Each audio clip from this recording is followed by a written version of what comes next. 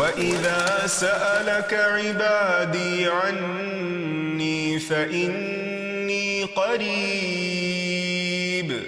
أُجِيبُ دَعْوَةَ الدَّاعِ إِذَا دَعَانِ.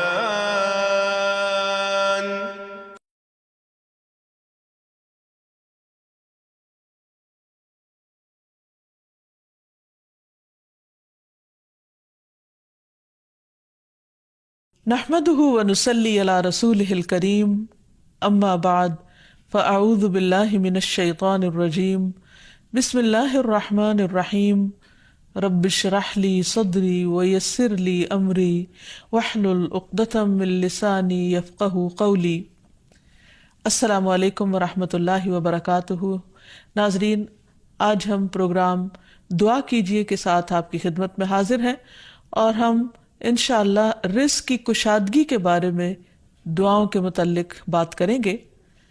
حقیقت یہ ہے کہ رزق کے سارے خزانے اللہ سبحانہ و تعالیٰ کے پاس ہیں اور اللہ سبحانہ و تعالیٰ اپنی ساری مخلوق کو رزق دے رہا ہے اور ہر طرح کا رزق دے رہا ہے، اور پھر بھی اس کے خزانوں میں کمی نہیں واقع ہوتی. ایک حدیث قدسی میں آتا ہے، اللہ تعالیٰ فرماتے ہیں کہ اے تمام جن و انس، اولین و آخرین، اگر تم سب کے سب ایک چٹیل میدان میں، کھلے میدان میں اکٹھے ہو جاؤ اور پھر سب اپنی حاجات مجھ سے مانگو، اپنی ضروریات مجھ سے طلب کرو اور میں تم سب کو وہ عطا کروں جو تمہیں چاہیے، تو بھی میرے خزانوں میں اتنی کمی بھی واقع نہیں ہوتی جتنی سوئی کو سمندر میں ڈالنے سے واقع ہوتی ہے.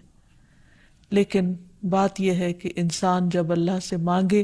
تو پورے یقین کے ساتھ مانگے، امید رکھ کے مانگے اور کسی بھی قسم کی مایوسی کا شکار نہ ہو، کیونکہ دعا ان تمام چیزوں میں فائدہ دیتی ہے جو نازل ہو چکی ہیں اور ان میں بھی فائدہ دیتی ہے جو نازل نہیں ہوئی. یعنی وہ تمام مشکلات جو انسان پہ پڑ چکی ہیں یا آئندہ آنے والی ہیں،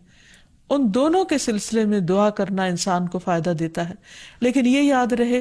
کہ دعا کی قبولیت کے لیے انسان اپنی طرف سے بھرپور کوشش کرے، اور اس میں ایک کوشش یہ کہ جب اللہ سے مانگے تو پہلے اللہ سبحانہ و تعالیٰ کی تعریف کے کلمات کہے، تسبیحات پڑھے اور پھر اس کے ساتھ ساتھ درود شریف پڑھے. جہاں تک رزق کا تعلق ہے تو اس سلسلے میں یہ یاد رہے کہ رزق کا تنگ کرنا اور کشادہ کرنا یہ صرف اللہ سبحانہ و تعالیٰ کے ہاتھ میں ہے. وہ جس کو چاہتا ہے زیادہ دیتا ہے، جس کو چاہتا ہے کم دیتا ہے. قرآن مجید میں اللہ تعالیٰ فرماتے ہیں واللہ یرزق من یشاء بغیر حساب، اللہ جس کو چاہتا ہے بے حساب رزق عطا کرتا ہے. اور پھر اگر وہ کسی کو زیادہ نہیں دیتا، اس پر رزق تنگ کر دیتا ہے، تو بھی اس میں اس کی اپنی حکمت اور مصلحت کار فرما ہوتی ہے. بعض لوگوں کو رزق کی زیادتی نقصان دیتی ہے اور بعض لوگوں کو رزق کی کمی فتنے اور مشکل میں ڈال دیتی ہے کہ ان کے ایمان جانے کا خطرہ ہوتا ہے. اسی طرح بعض کو رزق کی کشادگی اللہ کی یاد سے غافل کر دیتی ہے. یعنی انسان مختلف مزاج کے ہوتے ہیں، تو اللہ تعالیٰ چونکہ بندوں پر مہربان ہے، وہ جانتا ہے کہ کس بندے کے ساتھ اسے کیسا معاملہ کرنا ہے، کسے زیادہ دینا ہے اور کسے کم دینا ہے. اس لیے ہمارے معاملے میں اللہ تعالیٰ کا جو بھی فیصلہ ہو اسے بخوشی قبول کر لینا چاہیے اور اس کے ساتھ ساتھ اس سے اچھی امید رکھنی چاہیے. رزق کے سلسلے میں یہ بات بھی یاد رہے کہ اگر کبھی رزق میں تنگی ہو رہی ہو تو ہو سکتا ہے کہ اس تنگی پر صبر کرنے کی وجہ سے انسان کے اتنے درجات بلند ہو جائیں کہ بہت بڑی بڑی نیکیاں بھی اس کے مقابلے میں ہیچ ہوں. پھر اسی طرح بعض اوقات انسان کے لیے ناشکری رزق کی تنگی کا ذریعہ بن جاتی ہے، تو اس سے بھی انسان کو پرہیز کرنا چاہیے. خواہ انسان کے پاس تھوڑا ہی ہو تو بھی اس پر اللہ تعالیٰ کا شکر ادا کرنا چاہیے، کیونکہ اللہ تعالیٰ کا وعدہ ہے لَإِن شَكَرْتُمْ لَأَزِيدَنَّكُمْ، اگر تم شکر ادا کرو گے تو میں تمہیں اور زیادہ عطا کروں گا. کیونکہ ہر انسان جس کے پاس جتنا بھی ہے وہ عموماً کمی کا رونا روتا رہتا ہے. اسی لیے ہمیں یہ سکھایا گیا ہے کہ رزق کے معاملے میں ہم یعنی دنیاوی معاملات میں اپنے سے نیچے والوں کو دیکھیں کہ ان کے پاس کیا ہے. تو انسان کے پاس جو کچھ بھی ہو، انسان اس پر راضی ہو سکتا ہے، مطمئن ہو سکتا ہے، خوش ہو سکتا ہے اور اللہ تعالیٰ کا شکر گزار ہو سکتا ہے. اور یہ ہمیشہ یاد رکھے کہ اصل میں الرزاق تو اللہ تعالیٰ ہی ہے. اس لیے جب بھی رزق کے معاملے میں کسی بھی قسم کی کوئی مشکل ہو، اونچ نیچ ہو، تو فوراً اللہ تعالیٰ کی طرف انسان رجوع کرے اور اللہ تعالیٰ سے خوب خوب دعائیں کرے، کیونکہ وہ دعاؤں کا سننے والا ہے، قریب مجیب ہے، بہت قریب ہے اور ہر بات کا جواب دیتا ہے. ایسا نہیں کہ وہ انسان کی دعا کو نظر انداز کر دیتا ہے. اور یہ تو اس کا خود حکم ہے، وَقَالَ رَبُّكُمُ ادْعُونِي أَسْتَجِبْ لَكُمْ، تمہارا رب کہتا ہے کہ تم مجھ سے مانگو تو میں تمہاری دعا قبول کروں گا. تو ہمیشہ ہمیں یہ یاد رکھنا چاہیے کہ رزق کی کنجیاں اللہ تعالیٰ کے پاس ہیں. فرمایا لَهُ مَقَالِيدُ السَّمَاوَاتِ وَالْأَرْضِ يَبْسُطُ الرِّزْقَ لِمَن يَشَاءُ وَيَقْدِرُ إِنَّهُ بِكُلِّ شَيْءٍ عَلِيمٌ. آسمانوں اور زمین کی چابیاں اسی کے پاس ہیں. وہ جس کے لیے چاہتا ہے رزق کشادہ کر دیتا ہے اور جس کو چاہتا ہے تنگ کر دیتا ہے. بلا شبہ وہ سب کچھ جاننے والا ہے. اور پھر تمام مخلوقات کے رزق کی ذمہ داری اسی پر ہے. فرمایا وَمَا مِن دَابَّةٍ إِلَّا عَلَى اللَّهِ رِزْقُهَا، اور کوئی جاندار ایسا نہیں کہ جس کے رزق کا ذمہ اللہ کے اوپر نہ ہو. کوئی ایک چھوٹی سے چھوٹی چونٹی اور اس سے بھی چھوٹی مخلوق، ان سب کو وہی کھلاتا اور پلاتا ہے، وہی زندگی دیتا ہے اور زندگی کے اسباب مہیا کرتا ہے. لیکن اکثر لوگ اللہ تعالیٰ کے اس اختیار سے لا علم ہیں. اسی لیے اللہ تعالیٰ فرماتے ہیں قُلْ إِنَّ رَبِّي يَبْسُطُ الرِّزْقَ لِمَن يَشَاءُ وَيَقْدِرُ وَلَكِنَّ أَكْثَرَ النَّاسِ لَا يَعْلَمُونَ. کہہ دیجئے بے شک میرا رب رزق فراخ کرتا ہے جس کے لیے چاہتا ہے اور تنگ کر دیتا ہے، لیکن اکثر لوگ علم نہیں رکھتے. یعنی بہت سے لوگ اس حقیقت کو بھول جاتے ہیں، اور جب ان کے پاس زیادہ آتا ہے تو وہ سمجھتے ہیں کہ یہ ان کی محنت کا نتیجہ ہے، یہ ان کی کوششیں اور ان کے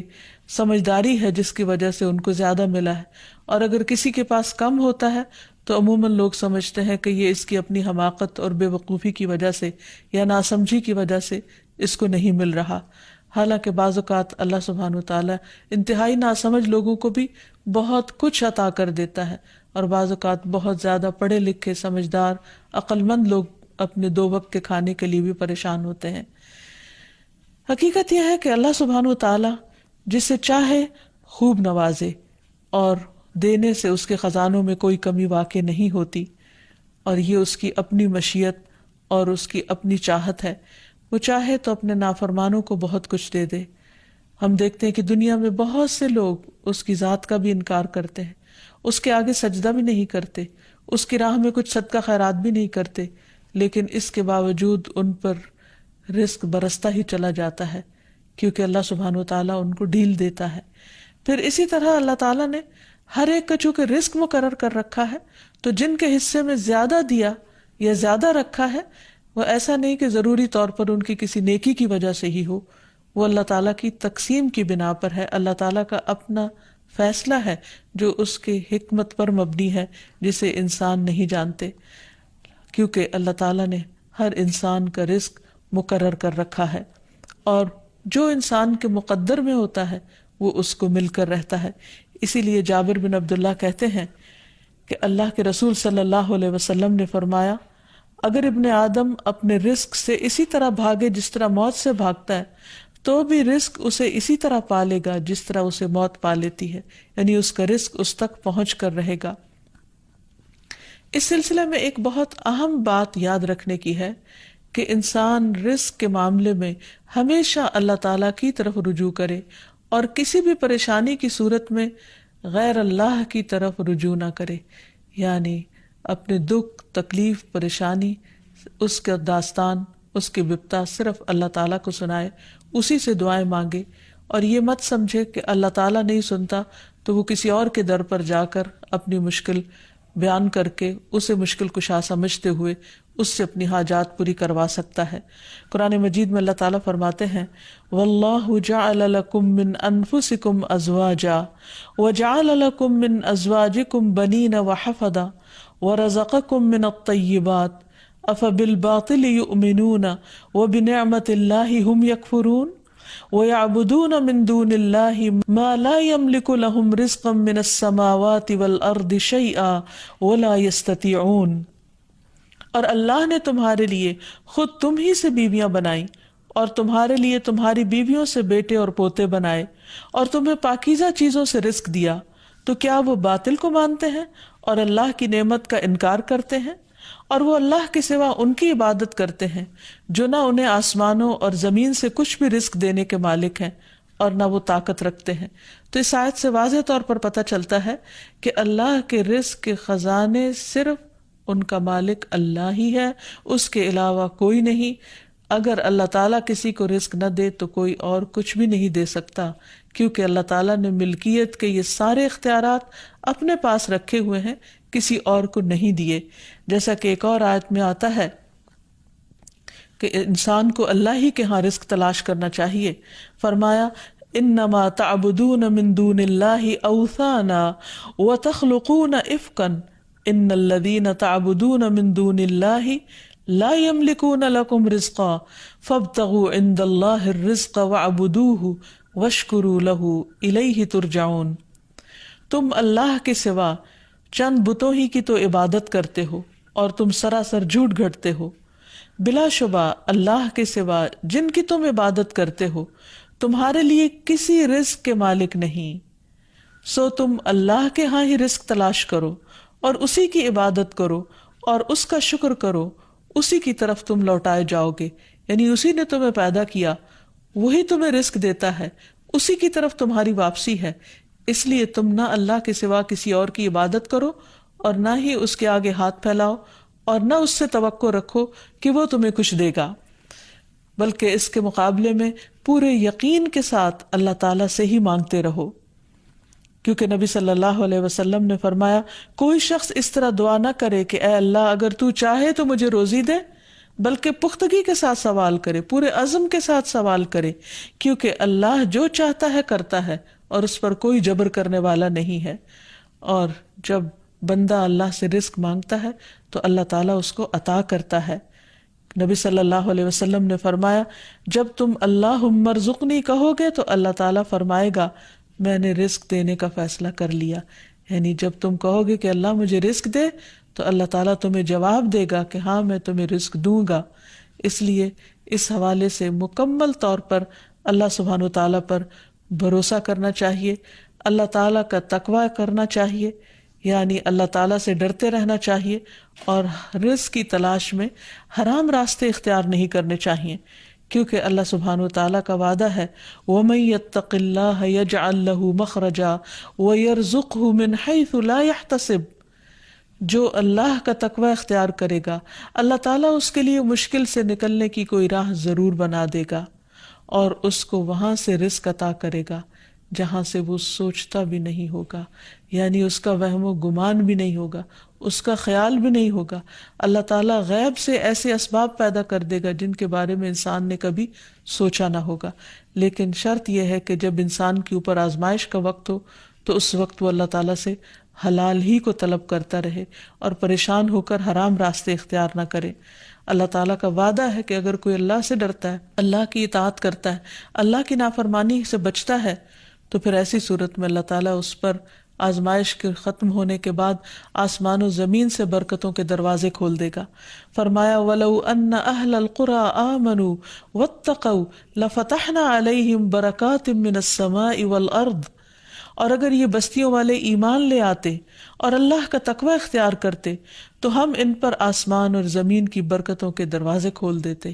یعنی اللہ تعالیٰ ان دروازوں کو بند کر کے آزماتا ضرور ہے لیکن وہ دیکھتا یہ ہے کہ بندہ کرتا کیا ہے، اور جب بندہ اللہ کی اطاعت ہی کا عزم دل میں رکھتا ہے تو اللہ تعالیٰ اپنی رحمت عام کر دیتا ہے۔ پھر یہ کہ انسان کو اللہ کی تقسیم پر راضی رہنا چاہیے، اگر اپنے سے زیادہ کسی کو ملا ہے تو اس پر حسد نہیں کرنا چاہیے، اور اگر اپنے سے کم کسی کے پاس ہے تو اس کے اوپر اس کو حقیر نہیں سمجھنا چاہیے، بلکہ انسان کی قدر کرنی چاہیے اور ہمیشہ یہ سوچنا چاہیے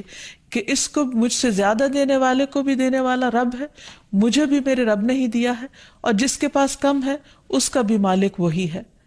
اور یہ بھی انسان یاد رکھے کہ انسان جب حرام سے بچتا ہے، غلط راستوں سے بچتا ہے، اللہ تعالیٰ کی فرما برداری کرتا رہتا ہے، اس کا شکر ادا کرتا رہتا ہے، تو اللہ تعالیٰ اس کو حلال طریقوں سے بھی رزق عطا کرتا ہے۔ حدیث میں آتا ہے کہ رزق کی تلاش میں میانہ روی اختیار کرو، یعنی بہت ڈیسپریٹ نہ ہو جاؤ، اللہ تعالیٰ ضرور دروازہ کھولے گا۔ کہیں ایسا نہ ہو کہ رزق کا مؤخر ہونا یعنی ڈیلے ہونا تمہیں اس بات پر اکسا دے کہ تم اللہ تعالیٰ کی نافرمانیاں کرنے لگو، یعنی نافرمانی کے ذریعے اس کا رزق تلاش کرو۔ یاد رکھو جو کچھ اللہ تعالیٰ کے پاس ہے وہ اس کی اطاعت سے ہی حاصل کیا جا سکتا ہے، اور اس سلسلے میں خصوصی طور پر استغفار بہت کارآمد ہے کہ انسان اپنے گناہوں کی معافی مانگتے ہوئے اللہ تعالیٰ سے رزق کے لیے دعا کرے، پھر اسی طرح رشتہ داروں کے ساتھ اچھا سلوک کرے، کیونکہ نبی صلی اللہ علیہ وسلم نے خاص طور پر یہ بات فرمائی ہے کہ جو شخص یہ چاہتا ہے کہ اس کی عمر دراز ہو اور اس کے رزق میں وسعت ہو تو اسے چاہیے کہ وہ صلہ رحمی کرے، یعنی اپنے رشتہ داروں کے ساتھ اچھا سلوک کرے۔ یعنی جس نیکی کا اجر انسان کو دنیا میں بہت جلد مل جاتا ہے ان میں سے بہت اہم نیکی صلہ رحمی ہے، والدین کے ساتھ حسن سلوک ہے۔ ایک حدیث میں آتا ہے کہ کچھ گھرانوں کے لوگ جو فاسق و فاجر بھی ہوتے ہیں لیکن جب وہ صلہ رحمی کرتے ہیں تو اس کی بنا پر ان کے مال بڑھ جاتے ہیں،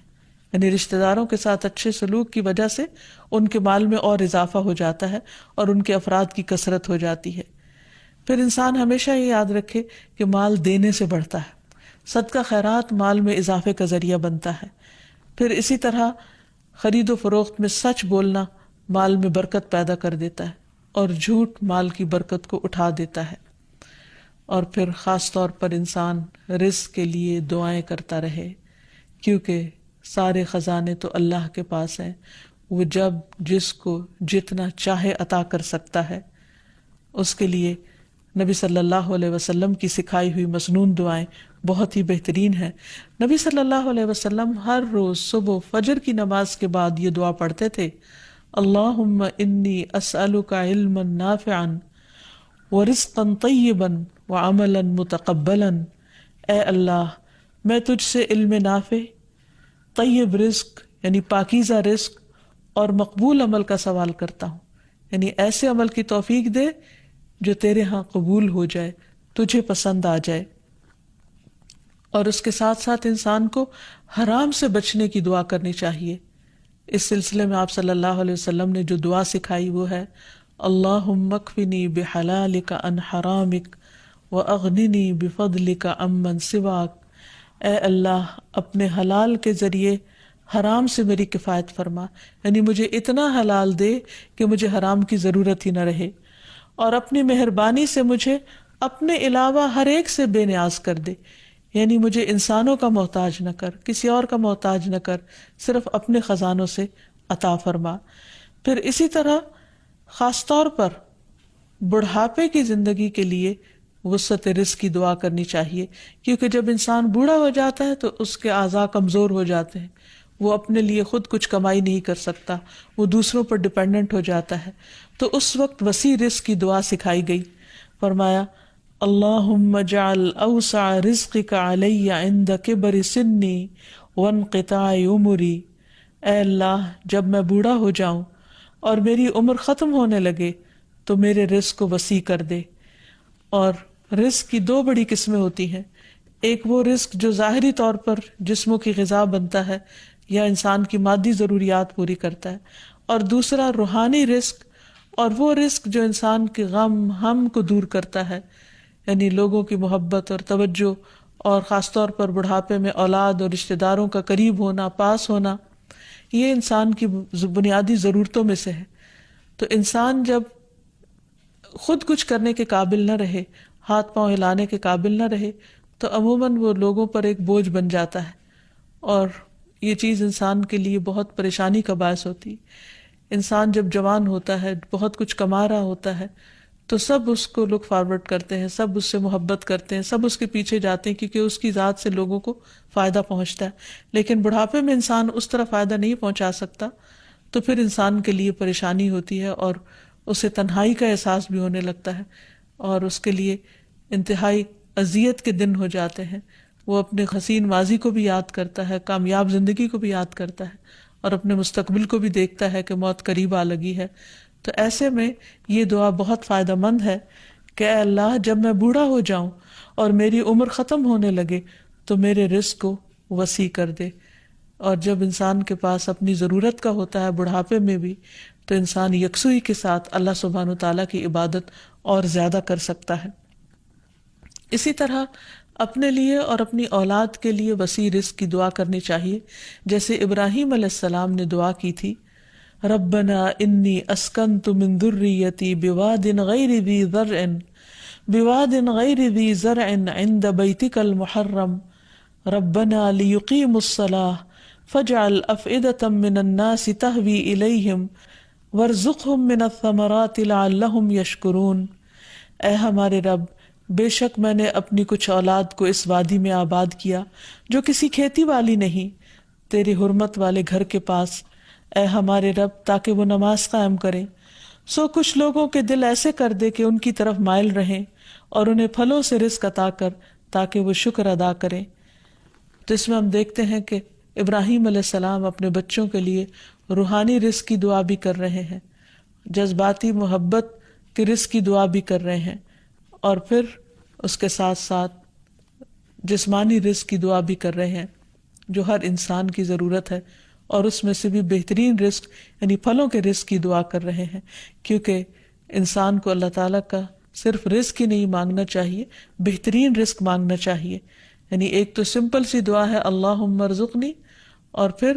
ورزقنا وانت خیر الرازقین، جو سورۃ المائدہ میں اللہ تعالیٰ نے دعا سکھائی ہے، اور ہمیں رزق دے اور تو سب رزق دینے والوں میں سے بہترین ہے۔ رزق کی تنگی میں خاص طور پر استغفار بہت فائدہ دیتی ہے، یعنی انسان کے گناہ انسان کے رزق کے راستے میں رکاوٹ بن جاتے ہیں۔ اور آخر میں یہ بات یاد رہے کہ انسان کے رزق میں اکثر اس کے اپنے گناہ رکاوٹ بن جاتے ہیں، اس لیے جب انسان ان گناہوں سے توبہ کرتا ہے، استغفار کرتا ہے، تو اللہ تعالیٰ رزق کے دروازے کھول دیتے ہیں، جیسے اللہ تعالیٰ کا وعدہ ہے۔ قرآن مجید میں آتا ہے، نوح علیہ السلام نے اپنی قوم سے کہا، فَقُلْتُ اسْتَغْفِرُوا رَبَّكُمْ إِنَّهُ كَانَ غَفَّارًا يُرْسِلِ السَّمَاءَ عَلَيْكُمْ مِدْرَارًا وَيُمْدِدْكُمْ بِأَمْوَالٍ وَبَنِينَ وَيَجْعَلْ لَكُمْ جَنَّاتٍ وَيَجْعَلْ لَكُمْ أَنْهَارًا۔ اور کہا کہ اپنے رب سے معافی مانگ لو، بلا شبہ وہ بڑا معاف کرنے والا ہے، وہ تم پر آسمان سے خوب بارشیں برسائے گا اور تمہاری مال اور اولاد سے مدد کرے گا، تمہارے لیے باغ پیدا کرے گا اور نہریں جاری کرے گا۔ تو اس سے یہ پتہ چلتا ہے کہ دنیا میں جتنی بھی راحتیں اور رزق کی قسمیں ہیں، ان سب کی کنجی استغفار ہے۔ تو اس لیے انسان کثرت سے اپنے گناہوں پر توبہ کرتا رہے۔ حضرت حسن بصری کی مجلس میں ایک شخص آیا اور کہنے لگا کہ اس کے ہاں اولاد نہیں، تو انہوں نے اس کو استغفار کا حکم دیا۔ دوسرے شخص نے کہا کہ ان کے ہاں قحط سالی ہے، بارشیں نہیں ہو رہی، تو انہوں نے ان کو استغفار پڑھنے کے لیے کہا۔ تیسرا شخص آیا اور کہنے لگا کہ اس کے رزق میں مشکل ہے، تو انہوں نے اس کو بھی یہی نسخہ بتایا۔ تو ان کی مجلس میں سے ایک شخص نے کہا کہ آپ نے ہر مشکل میں مبتلا شخص کو ایک ہی بات بتائی، ایک ہی وظیفہ بتایا، اور وہ بخشش کی دعائیں کرنے کا۔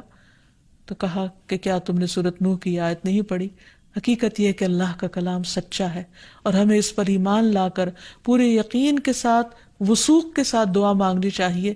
کہ ہم انشاءاللہ استغفار کریں گے تو آسمان سے اور زمین سے رزق اگلنے لگے گا، ابلنے لگے گا۔ اللہ تعالیٰ ہمیں اپنی رحمتوں سے نوازے، اور استغفار کے لیے سمپل، اے اللہ مجھے بخش دے، اے اللہ مجھے معاف کر دے، اے اللہ میرے اگلے پچھلے سارے گناہوں کو معاف کر دے، اللہم اغفر لی، استغفر اللہ ربی من کل ذنب واتوب الیہ۔ اور سچے دل سے انسان توبہ کرتا رہے تو اللہ تعالیٰ کو مہربان پائے گا۔ وآخر دعوانا ان الحمد للہ رب العالمین۔ السلام علیکم ورحمۃ اللہ وبرکاتہ۔ ولم أكن بدعائك رب شقيا۔